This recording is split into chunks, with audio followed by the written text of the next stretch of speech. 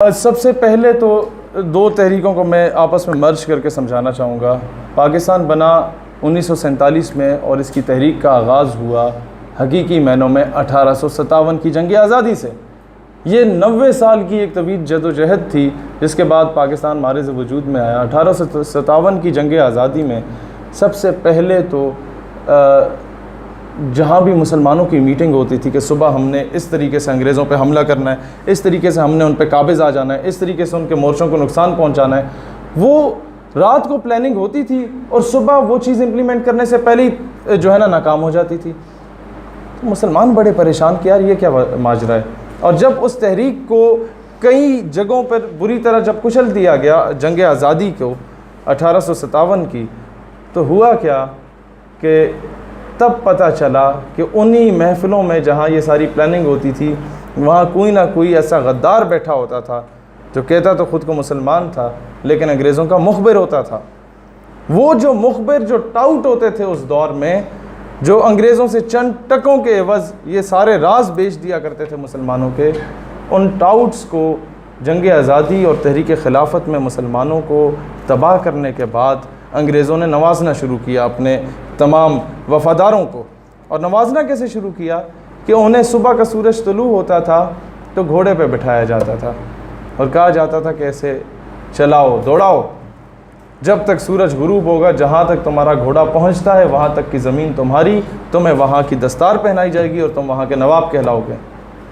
جب یہ ساری زمینیں وہاں بانٹ دی گئیں ان ٹاؤٹس کو، وہ وہاں کے نواب بن گئے، اور اس کے بعد جو کہ تھوڑے بہت لوگ رہ گئے ان کو کیا کیا کہ کئی ایسے مزار تھے جہاں پر گدی نشین موجود نہیں تھے، وہاں پر 2-3 ایسے مشہور دربار ہیں جن میں سے ایک شاہ رکن عالم رحمۃ اللہ علیہ کا دربار ملتان شریف میں موجود ہے۔ وہاں پر شاہ محمود قریشی کے جو بزرگ وغیرہ تھے، جو اس کے اپنے بزرگ تھے، انہیں مسلط کیا گیا کیونکہ انہوں نے بھی اس جنگ آزادی یا تحریک خلافت میں مسلمانوں کے خلاف لشکر نکال دیا تھا انگریزوں کی حمایت میں، اور پھر انہیں وہاں کا گدی نشین بنایا گیا کیونکہ زمینیں تو ختم ہو گئی تھیں، وہ تو بانٹ دی گئیں، اور گدی نشین بنایا گیا کہ مرید جو ہیں وہ بیچارے پورے پاکستان سے آتے ہیں، وہ شاہ محمود قریشی ہے اس کے باپ دادا کو تو نہیں جانتے، وہ تو شاہ رکن عالم رحمۃ اللہ علیہ اور جو حضرت بہاؤالدین ذکریہ ملتانی رحمۃ اللہ علیہ ہیں ان کے فالوورز ہیں، تو ان کی عقیدت میں آتے ہیں، تو وہ جتنے نذرانے دیں گے وہ ان کے ہو جائیں گے۔ اور میں جب وہاں مزار پہ گیا تو وہاں پر ایک کنواں تھا بہت بڑا، اس میں تھوڑا سا پانی تھا اور اوپر جالی تھی، اور وہاں لکھا ہوا تھا کہ اس میں جتنے پیسے گرائیں گے وہ ڈوبیں گے نہیں، وہ گیلے نہیں ہوں گے۔ تو لوگ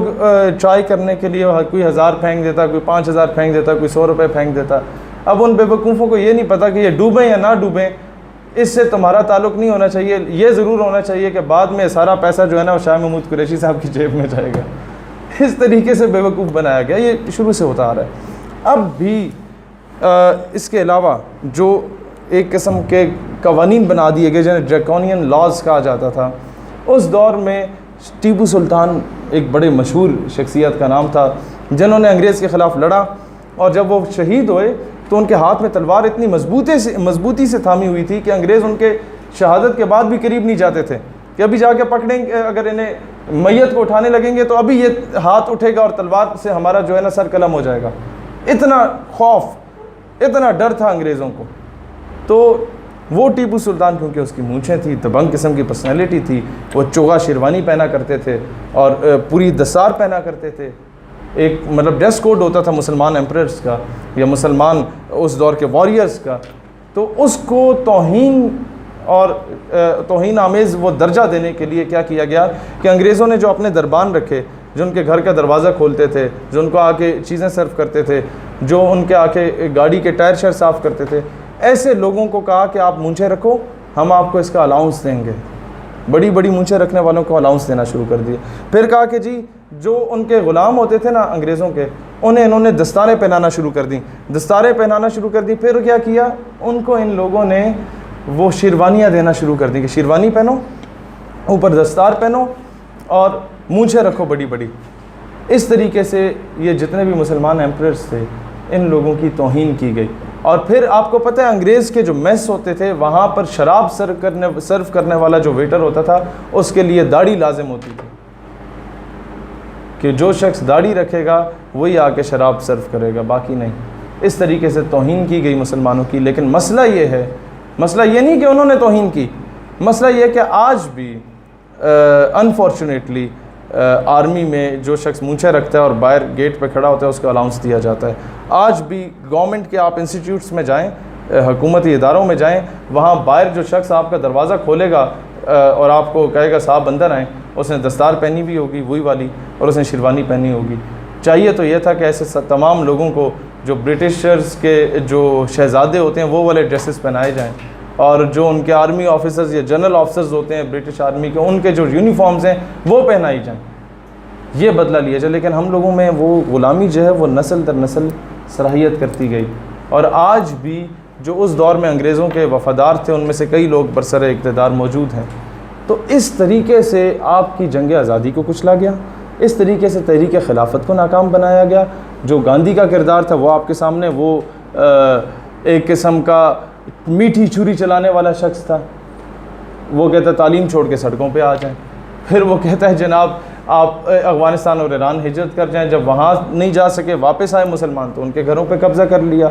اس طریقے سے جتنے سرکاری امارات تھی، سر کا خطاب، ہز ہائنس کا خطاب، ہز ہولینس کا خطاب، یہ سارے واپس کر دیں۔ بعد میں جا کے پھر انگریزوں کے چرنوں میں بیٹھ کے گاندھی صاحب اور کہنے لگے کہ جناب مسلمانوں سے خطاب لے لیا جائے، ان لوگوں نے آپ سے بغاوت کی۔ پہلے مسلمانوں کو اکسایا، پھر انگریزوں کو کہا کہ انہوں نے بغاوت کی، اب یہ سارے خطابات ہندوؤں کو دے دیے جائیں، یہ آپ سے وفادار رہیں گے۔ اور ہندو بنیا چاپلوسی کرنے میں بہت اچھا کردار ادا کرتا ہے، مسلمان میں کہیں نہ کہیں غیرت جو ہے نا وہ جھنجھوڑی جاتی ہے۔ پھر 1857 کی جنگ آزادی میں دو ایسے واقعات ہوئے تھے جو کہ آج بھی انسان کا جو ضمیر ہے اسے جھنجھوڑنے کے لیے کافی ہیں۔ اس دور میں سب سے پہلے جس نے علم جہاد بلند کیا اس ہستی کا نام علامہ کفایت علی کافی رحمۃ اللہ علیہ تھا، اور انہوں نے انگریزوں کے خلاف یہ علم بلند کیا۔ انہیں پکڑ کے گرفتار کیا گیا اور انہیں کہا گیا کہ جناب آپ سب سے بزرگ ہیں، ہم آپ کو بخشنا چاہتے ہیں، چھوڑنا چاہتے ہیں، لیکن ایک بنیاد پہ آپ یہ فتویٰ واپس لے لیں۔ تو انہوں نے کہا کہ نہیں، میں نے تو رسول اللہ علیہ الصلوۃ والسلام کا کلمہ پڑھنے کے لیے پڑھا ہے، چھوڑنے کے لیے تو پڑھا نہیں ہے، تو میں دستبردار نہیں ہوں گا۔ ہوا کیا کہ ان کے سامنے جو ان کے دوست علماء کرام تھے جو اس معاملے میں اس کیمپین میں ان کے ساتھ تھے انگریزوں کے خلاف، انہیں توپوں کے ساتھ باندھ کے اور توپیں چلا دی جاتی تھیں، ان کے چیتھڑے اڑتے تھے، اور کہا جاتا تھا بزرگوں اب یہ فیصلہ واپس لے لو۔ وہ کہتے تھے نہیں، میں یہ کام کبھی بھی نہیں کر سکتا۔ پھر کیا ہوا بیٹا کہ وہی علامہ کفایت علی کافی، ان کے قمیض اتاری گئی، ان کے جسم پہ استریاں پھیری گئیں، اور یہ استریاں یہ والی نہیں ہوتی ہیں جو آج یہ ماڈرن قسم کی استریاں، اس دور میں بچہ بڑی بڑی استریاں کھولی جاتی ہیں، درمیان میں کوئلے ڈالے جاتے تھے۔ آج بھی اپنے دادی یا نانی سے پوچھیں، وہ اسی دور کی استریاں اس طرح کی ہوتی تھیں، اور پھر وہ بھاری، چنگی بھلی بھاری ہوتی تھیں، اور وہ اس طرح استریاں پھیری گئیں جسم پہ، اور وہ جو چمڑا ہے وہ جب ادھڑا نا اندر سے جو وہ سارا وہ خون اور وہ سارے زخم نکلے، اس کے اوپر پھر یہ نمک اور مرچیں چھڑکی گئیں، اور دوبارہ پھر استریاں پھیری گئیں، اور کہا گیا کہ یہ آپ واپس لیں فتویٰ، لیکن انہوں نے نہیں لیا۔ اور پھر اگلے دن جب پھانسی کے پھندے پہ لٹکانے کے لیے جانا تھا